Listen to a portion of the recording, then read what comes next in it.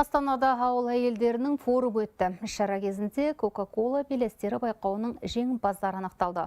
Байқау қорытындысы бойынша 20 келіншек арнайы грант ұтып, өз кәсібін бастауға мүмкіндік алды. Әлеуметтік жоба аясында 70 мың адам арнайы оқудан өткен.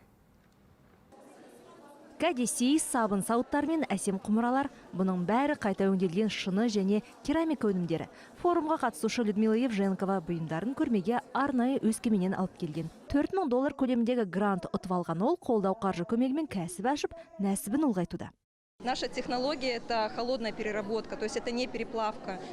Біз салқын өңдеу технологиясын қолданамыз, яғни материалды балқытпаймыз. Бұл экологиялық таза тәсіл саналады. Шыны мен керамиканы ұсақтап, қалыптарға құямыз, яғни балқыту үшін температураны қыздырмаймыз. Демек атмосфераға зиянды қалдық бөлмейміз.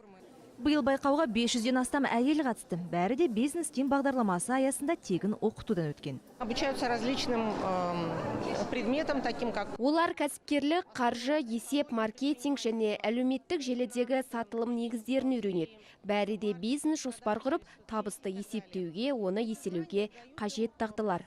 Байқау қорытындысы бойынша қазылар алқасы жылда 20 жеңімпазды жариялайды. Осылайша ауылдағы кәсіпкер келіншектер грантқа ие болады.